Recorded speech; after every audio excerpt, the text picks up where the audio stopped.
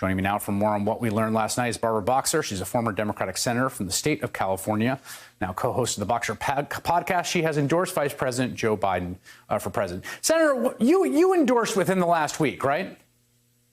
Yes, I waited till after South Carolina, and as soon as I saw it, I wrote out a statement. I sent it to the Biden campaign. I said, here it is. Use it as you want. I'm for Joe. To me, because clearly that timing was the timing that a lot of people felt, right? But I don't get why folks who worked with Joe Biden, liked Joe Biden, supported him, as I think, I've had you on the program. Clearly, you feel warmly towards him. You have a lot of respect for the man.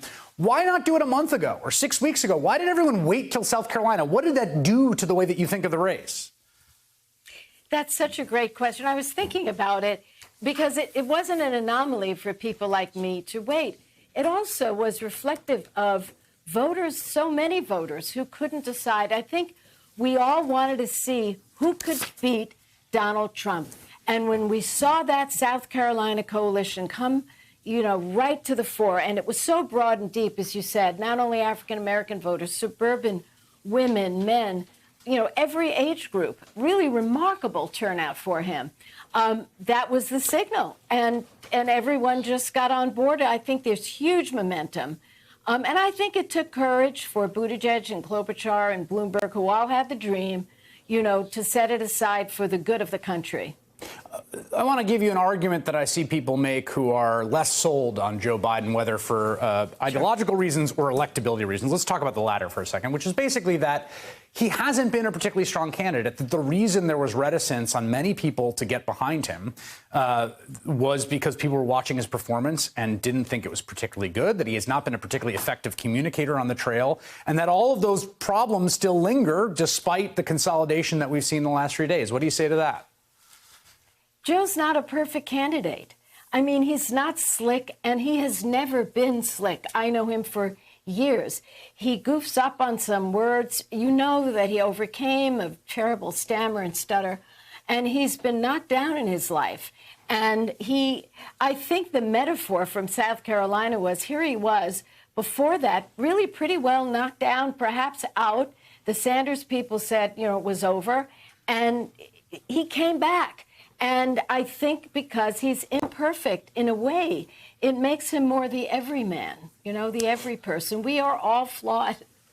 The way that Donald Trump, and we're starting to get some reporting about how the Trump campaign is thinking about this, although Trump just tweets this out, so it's not like reading the tea leaves. But, the sort of recipe for the victory over Hillary Clinton sort of had three channels. One was they were the beneficiary of foreign intelligence services helping them and engaging in criminal sabotage. Two was to paint Hillary Clinton unrelentingly as essentially a corrupt insider, that she was part of the establishment, she was also corrupt, and she was self-dealing. And the third was to try to divide the left, right, to sort of take advantage of fissures within the Democratic coalition after that long primary between Sanders and Clinton. It seems very clear they are going to run the exact same race against Joe Biden. Why are you confident it won't work this time? Oh, I think people now know Donald Trump. They know about the 16,000 lies.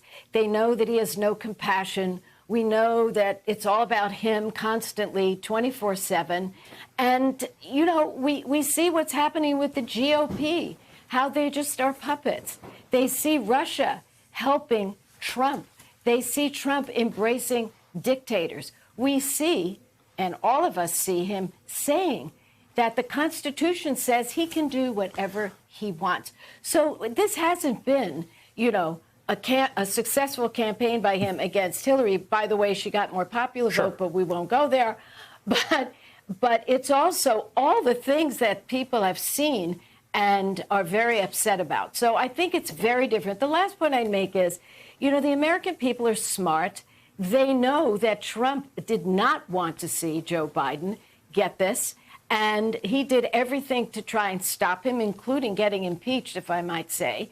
And now the people woke up, and it's the biggest turnaround I've ever seen. I've been around a long time. I've been in elected life for more than 40 years.